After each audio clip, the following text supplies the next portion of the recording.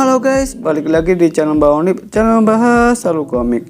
Dalam kesempatan kali ini saya akan membacakan cerita manhwa Catatan Kembali Jalur Iblis part 3. Sebelum ke ceritanya, dimana dukungan kalian sangat penting bagi saya untuk membangun channel ini. Tak usah berlama-lama lagi, langsung saja ke videonya. Cerita berlanjut. Kini sudah dapat diketahui saudara Myeowon, kakak pertama Myeon Chun. Perbedaan dengan kakak pertama mencapai 18 tahun. Myeowon masih terlalu jauh dibandingkan dengannya dalam hal pengalaman dan seni bela diri. Bahkan kakak ketiga Myeon Yun sudah mencapai seorang master yang mendekati kakak pertama. Kalau Myeowon ingin memperkecil jarak di antara mereka, dia tidak boleh berhenti di sini. Segera Myeowon tertidur pulas untuk memulihkan tenaganya. Rupanya pengurus Kang ada di luar kediaman. Samar-samar dia mendengar suara mengorok yang cukup keras. Keesokan harinya, Myeowon yang sudah terbangun keluar dari kediamannya. Disambut matahari yang cerah. Seketika pengurus Kang terburu-buru menghampiri tuan muda Myeowon karena ada berita penting tentang Jumun. Jumun sudah dipindah tugaskan. Sekarang Jumun ditempatkan di barak yang berada di jalan masuk Great Mountain. Lebih jelasnya puncak Chongha. Raut wajah Myeowon tersenyum tipis. Dalam benaknya Jumun bukan didepak, melainkan dipindah tugaskan. Ini bukan hasil terbaik, tapi setidaknya terbaik kedua. Sepertinya tidak lama lagi Jumun menjadi bagian anggotanya. Waktu berlalu dengan cepat. Sudah 1 bulan Myeowon melatih teknik kultivasi Taigong Ki, dan akhirnya Myeowon memiliki pusat Ki. Ukurannya cuma sebesar ujung jari. Tapi itu bukan masalah bagi Myeowon, soalnya sudah melewati rintangan pertama. Di malam hari, Myeowon sering keluar secara diam-diam setelah berkultivasi. Dengan menyelinap melewati jendela, Myeowon berlari ke sana kemari, menapaki atap bangunan. Tidak ada yang lebih baik dari seni Hack Sky Heart untuk memperbesar pusat Ki. Sekarang Myeowon cukup mengumpulkan Ki perlahan untuk mengubahnya menjadi tenaga dalam. Dulu Myeowon sangat kerepotan karena tidak mengetahui cara melakukannya. Jumlah Ki yang sudah Myeowon kumpulkan cukup banyak. Apa itu karena Myeowon telah mencapai tahap Deep Sweat. Dengan kecepatan ini, Myeowon yakin bisa membuka pusat Ki bagian tengah dalam 3 tahun. Singkat cerita, hari ini hari di mana bertemu dengan pemimpin kultus. Jadi di pagi hari sang pelayan membangunkan Myeowon. Tuan muda, sudah waktunya bangun. Myeowon yang tidak tahu, lantas dia bertanya kembali. Ada apa membangunkanku subuh-subuh begini? Tuan muda, sekarang adalah hari untuk bertemu pemimpin kultus. Dalam pikiran Myeowon, oh hari ini ya, hari untuk bertemu pemimpin kultus yang merupakan ayahku. Singkatnya, kini Myeowon berada di Diamyang Palace yang sudah disambut hangat oleh wanita cantik bernama Sukbyun, kepala pelayan dari Grand Flores Palace, sekretaris pemimpin kultus Divine. Dalam genggaman Myeowon, mata luar biasa dengan seni bela dirinya, ditambah kecantikan menawan. Dia dekat dengan ayahku. Meski begitu, tidak ada wanita yang diizinkan untuk menjadi selirinya.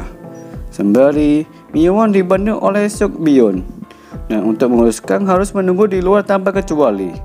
Diperlihatkan Myeowon sudah berada di dalam, menempati tempat duduknya sambil basa-basi dengan Sukbyun. Tuan muda Myeowon, Anda orang yang datang pertama, ujar Sukbyun. Bukankah sudah seharusnya yang termuda datang lebih awal? Ku yakin kurang baik membuat ayah dan saudara-saudaraku menunggu, ucap Myeowon. Itu jawabannya bagus. Tampaknya kamu mempelajari banyak hal dari buku, balas Sukbyun. Lalu dia pergi dari hadapan Myeowon dengan menatap penuh perhatian. Ada yang berubah dari Myeowon, apa sorot matanya atau suara yang lembut. Ada pula perilaku yang rendah hati. Seketika lamunannya diberikan oleh kedatangan Myeonta dengan tingkah lakunya seperti anak kecil biasanya.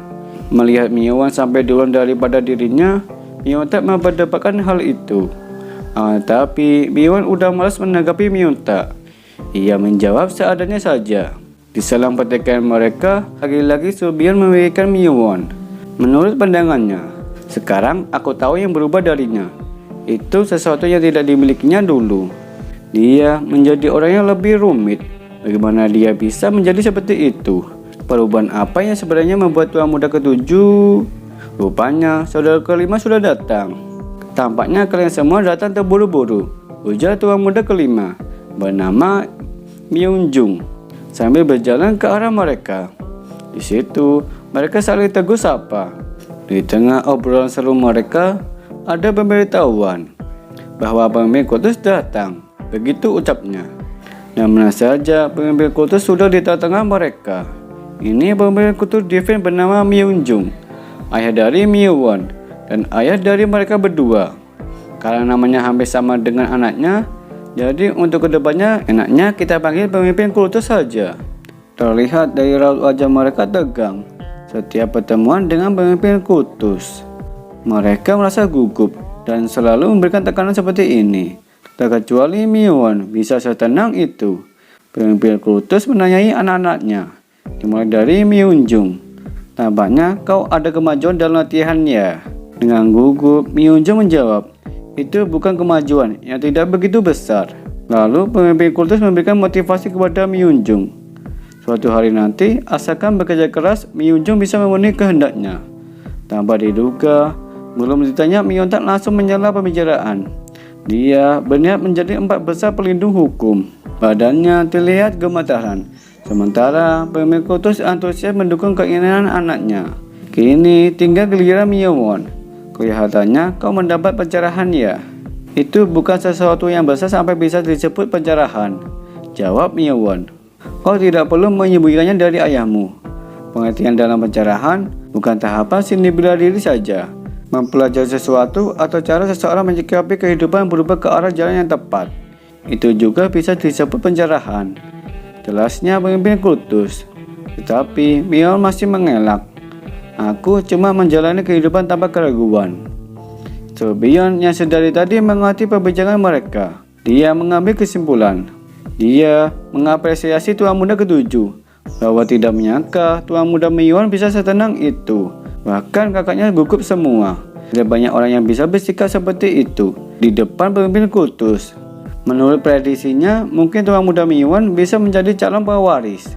Di situ terlihat Myung tak berbisik kepada Myung-jung, meminta penilaian tentang apakah tadi menjawab dengan benar. Namun Myung-jung hanya mengunyah makanannya, tidak menanggapi ucapannya. Justru pandangannya tak alihkan ke Myung-won. Secara tiba-tiba, pemimpin kultus meletakkan sumpit dengan keras. Tapi untungnya yang dikhawatirkan dari mereka tidak benar terjadi. Malahan pemimpin kultus bertanya, jika menginginkan sesuatu bisa katakan saja. Dari saudara kelima, untuk sekarang dia tidak ada yang dibutuhkan. Dan untuk Myung tak menginginkan pedang bermata 2. Pemimpin kultus akan memberikan pedang bermata 2 kalau Myung tak mencapai sesuatu dalam seni bela dirinya. Dan kini tinggal Myung-won. Lagi-lagi Myung yang terakhir mendapatkan gilirannya. Ia tak ingin membuang kesempatan emas. Tanpa ragu Myung-won mengutarakan pendapatnya. Ia membutuhkan batangan perak. Pemimpin kultus bertanya kembali, untuk apa kau membutuhkan batangan perak? Apa membeli buku lagi? Dengan mengepalkan tangannya, Myung-won harus meyakinkan ayahnya. Alasannya bukan untuk membeli buku, melainkan kepentingan orang-orangku. Kebetulan aku memeriksa tempat tinggal mereka, tapi kondisinya memprihatinkan. Menurutku, seorang tua muda yang tidak bisa mengurus sekitarnya tidak berbeda dari orang rendahan. Seketika reaksi pemimpin kultus tertawa lepas. Hahaha, aku tidak boleh anak busukku menjadi orang rendahan. Baiklah, aku akan memberimu batangan perak. Alasan yang dibuat Myung-won pada akhirnya meyakinkan pemimpin kultus. Shin terlihat di luar. Myung-won berjalan menuruni tangga. Pengurus Kang berlari menghampiri Myung-won. Dia sangat khawatir.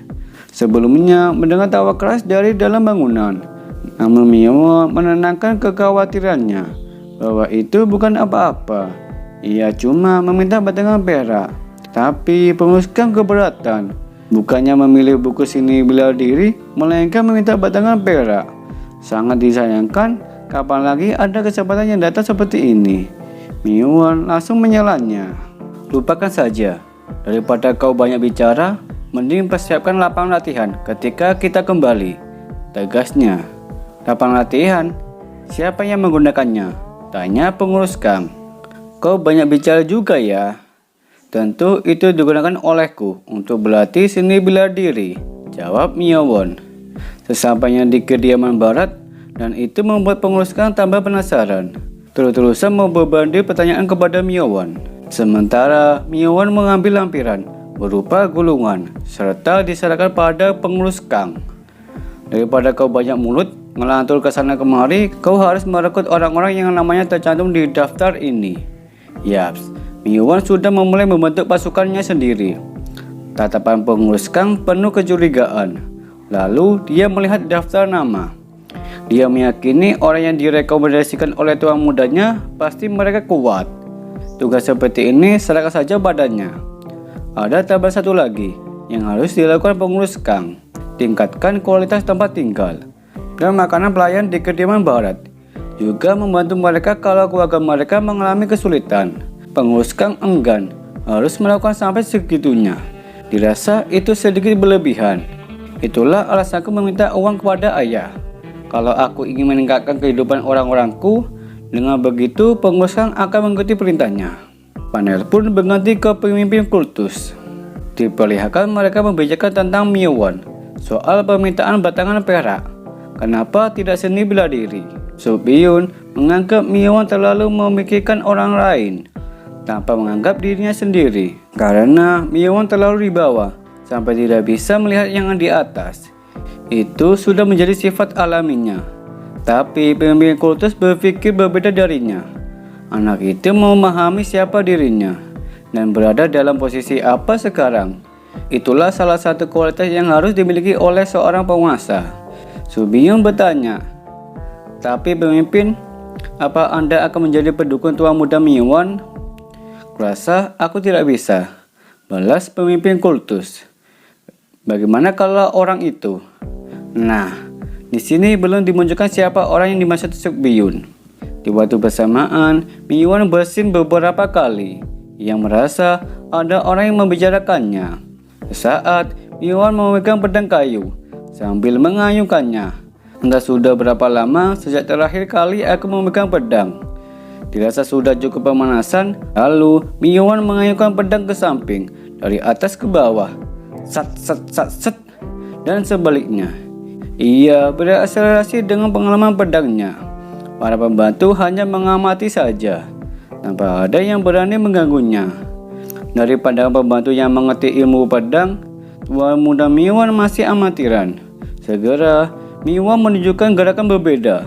Sang pembantu terpana melihat hal tersebut. Itu seni pedang Great Mountain. Dari mana dia mempelajarinya? Kuda-kudanya sempurna, tapi kekuatannya tidak ada. Seolah-olah itu tidak memiliki tenaga dalam. Tampaknya kami tidak perlu cemas, soalnya dia anak yang tidak berdaya. Miyawon mengencangkan genggamannya. Seketika gerakannya Miyawon berubah. Aliran pedang Miyawon berwarna biru dengan diikuti petir. Ia terbawa suasana. Tanpa sadar, Miyawon menunjukkan Phantom Blast di hadapan para pembantu. Salah satu pembantu yang mengerti itu bukan lagi seni pedang Great Mountain. Dia terkesima, tertegun dibuatnya. Begitu pula Miyawon tersadar. Ia masih sempat membelokkan aliran pedang hingga akhirnya gerakan pedangnya terhenti. Nafas Miyawon ngos-ngosan. Ia nyaris ketahuan. Semoga tidak ada yang menyadarinya, gumam Miyawon. Di saat mengambil nafas secara tiba-tiba, itu hebat. Seketika dibuat terbelalak mata Miyawon. Yang ditakutkan Miyawon ada orang lain yang mengetahuinya. Siapa di sana? Rupanya itu sang pembantu. Dia bertekuk lutut, meminta maaf. Tak seharusnya dia lancang mengatakan sepatah kata yang keluar dari mulutnya. Namun, reaksi Miyawon biasa-biasa saja. Ia memberikan keringanan. Miyawon bertanya namanya. Diperkenalkan namanya Gyung Eun. Dia sedikit memahami seni bela diri sebelum ke tempat ini. Sudah lumrah ada banyak orang yang telah mempelajari seni bela diri di kultus Divine. Karena mempunyai seni bela diri, mulai sekarang Miyawon menunjuk Gyun. Tugasnya membersihkan dan merapikan ruangan latihan ini. Dengan begitu, Gyun akan mengikuti perintahnya. Sementara adegan berpindah ke pasukan Familion Bird. Diperlihatkan penuliskan berbicara dengan seseorang. Kemungkinan pria besar tersebut pemimpin pasukan Familion Bird. Tapi dari narator belum dijelaskan siapa orang tersebut. Oke, kembali ke pembahasan. Di sini pengurus Kang ingin merekrut Jo Kwang, yang mana sudah dituliskan pada gulungan kertas. Di situ pria besar tidak mengingat wajah Jo Kwang. Bahkan jika dia menjadi anggota pasukan, seharusnya dia mengetahui semua anggota. Seandainya dia orang berbakat. Tapi kenapa Jo Kwang jadi incaran tua muda ketujuh? Terlebih lagi, bakatnya tidak menonjol dari anggota lainnya. Mungkin ada yang disembunyikan oleh pengurus Kang darinya. Lantas dia bertanya dengan mengancam. Aura keunguan pakat terpancar dari pria besar, mengintimidasi pengurus Kang. Pengurus Kang, ada baiknya kau memberitahu semuanya kalau kau mengetahui sesuatu. Di sisi lain, pengurus Kang merasakan tekanan yang kuat. Ini seni squad trail. Tidak disangka tenaga dalamnya begitu besar. Apa dia serius melakukan ini? Pada kepala pengurus Kediaman Barat, ucap dalam hati pengurus Kang. Meski begitu, dia tetap bertahan. Kemudian, ia mengutarakan niatnya datang kemari. Tua mudanya menginginkan penjaga untuk melindunginya. Seketika, pria besar menghilangkan aura mengintimidasinya. Dirasa keadaannya sudah kondusif, lalu dijelaskan oleh pengurus Kang. Kehidupan di Kediaman Barat sudah membaik baru-baru ini, serta dana Kediaman Barat memang membaik. Akan tetapi bukan berarti kami punya cukup untuk menyerang master terkenal. Sambil tertunduk lesu, pengurus Kang malu mengakuinya. Oh, aku mengerti. Kalian berniat menyewa seniman bela diri tanpa bakat. Tapi itu masih belum menjawab pertanyaanku. Sembari pria besar mengembalikan gulungan kertas. Aku akan memeriksa permintaan tua muda. Setelah berkata seperti itu, pria besar meninggalkan tempat. Yaps, permintaannya telah diproses. Tak lupa, pengurus Kang mengucapkan terima kasih. Waktu berlalu dengan cepat. Malam hari pun tiba. Secara mengejutkan Miowon, ada seseorang mendobrak pintu dengan kerasnya. Sembari berlompat memanggil tuan muda. Ternyata itu pengurus Kang. Terlihat raut wajahnya sangat emosi. Dia memaki-maki orang yang mengirimkan daftar nama ini. Karena semua nama yang di dalam daftar ini adalah orang tidak berguna. Kalau dibiarkan, Kediaman Barat cuma akan menjadi kelompok anak bermasalah. Nah, di sini pengurus Kang tidak tahu siapa yang menulis nama pada daftar tersebut. Padahal yang menulis daftar nama adalah Miowon. Pengurus Kang dibuat pusing dengan orang-orang bermasalah.